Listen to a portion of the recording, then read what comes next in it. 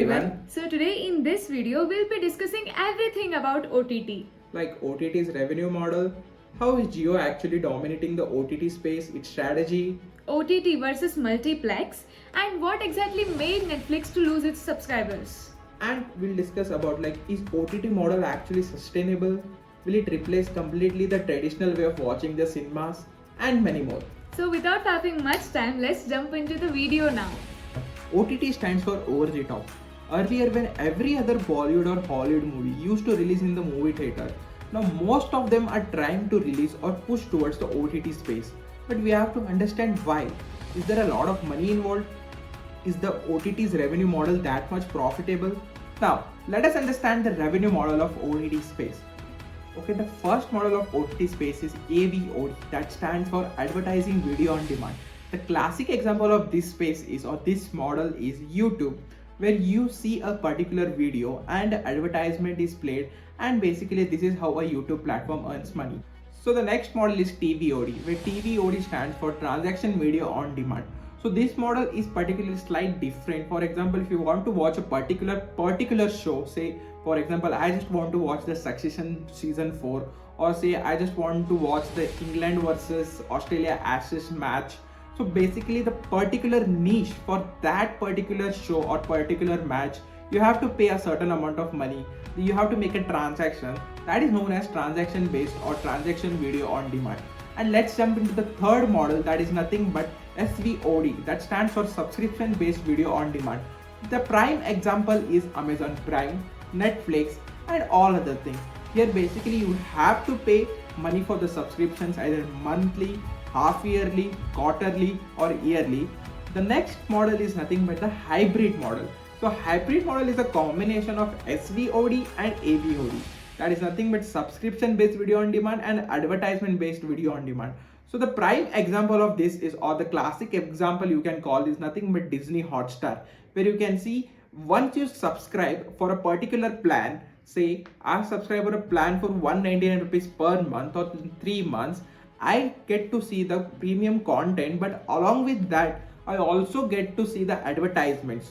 So basically if I want to remove the advertisements, then I have to get a higher plan of say next higher plan of 699 per month or whatever, or half yearly. So this was one of the way OTT models earn revenue. There are other types of revenues also, like other revenue streams, for example product placement or say co-promotional advertisements.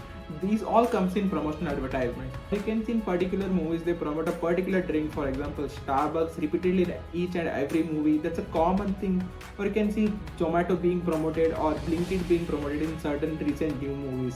Then the second revenue stream is nothing but the commission deals from ISPs, where ISP stands for Internet Service Providers. Next revenue stream is nothing but the combo offer of subscription based while recharge. For example, if I purchase a Jio Fiber Wi-Fi subscription, then I get all the OTT like Hotstar, Netflix, Prime free for certain period of time.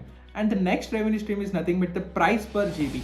Certain OTT platforms also charge per GB price to watch their premium content. And the next one is nothing but the data tracking. They also use the data of the users to track them, and to also they provide cookie policy where they can track and particularly frame the algorithm in such a way that they can give a particularly great user experience. So these are some of the ways in which OTT platforms earn money. When it comes to our next topic, multiplex versus OTT, right? Here we have so much of content. So first let us see the relative advantages and disadvantages of both multiplex and OTT. When it comes to multiplex pros, right, we have so many. For example, multiplex, whenever you go and watch any movie, then it is not only meant for entertainment, but it is also meant for a family time. For example, if it is Sunday, then you may feel like, अरे Sunday है यार, कहीं तो जाएंगे, movie जाएंगे and will have a refreshment. Or if you have your birthday, then you'll feel like, okay, birthday है आज, जाओ chill करके आएंगे, movie देख के आएंगे. So like this, in India, multiplex are not only meant for entertainment but also for refreshments. This is one pro. And you cannot get 3D and sound effects or say lightning of all the movies in OTT. For example, Avengers movie अगर release हो रहा है तो you won't go and watch in OTT platform. You'll specially go for first day first show of Avengers ताकि you'll get the sound effects, 3D, everything. So this is another pro. And when it comes to yet another pro, right, how multiplex earn revenue, it is not only by the tickets but also by the food they sell to all the customers. And in India, apart from multiplex, there are seldom refreshment spots. These are the pros of multiplex. And when it comes to cons of multiplex, right, here we have top 5 cons. The first one, when it comes to ticket of multiplex, around a family is consisting of 2 members, like from 200 to 500 you will get 2 tickets. But in the same amount you will get a subscription of any OTT platform, and there you will get to watch a movie frequently.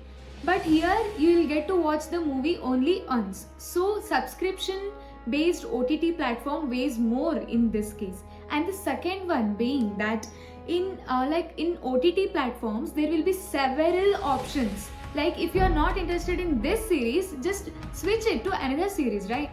But here you can't play this game. If you have taken a ticket of say X movie, then you have to go and watch X movie itself. You can't switch the movie to Y.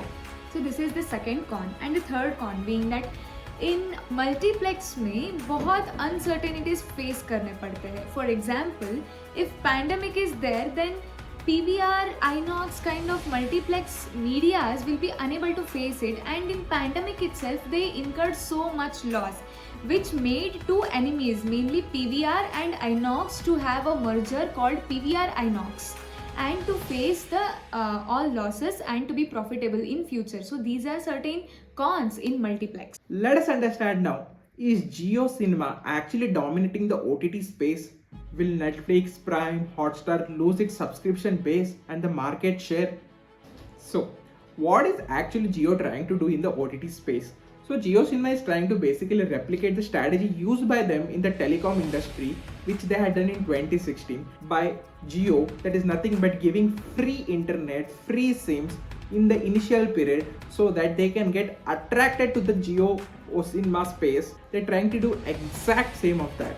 For instance, Jio Cinema acquired the rights of IPL from BCCI for $2.9 billion and streamed it for free.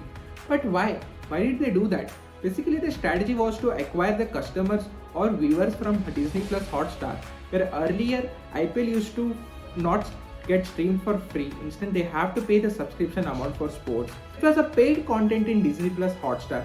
And now, the most awaited content like Harry Potter, most awaited seasons like Asur 2, they basically streamed it for free. So this was the strategy used by Jio to dominate in the OTT space, and upcoming there will be so much curiosity to look for, especially for the Jio Cinema. How will they replicate or how will they try to dominate the OTT space with so many existing market players like Netflix, Amazon Prime, dominated basically by them. So it will be very interesting to see that. So what exactly made Netflix to lose its subscribers? Okay, here are top 3 reasons. The first reason is that Russia-Ukraine war in 2022, and from this it lost many of its subscribers from both the nations. And the second one is that subscription is too expensive, which is not so much affordable just like any other OTT platforms.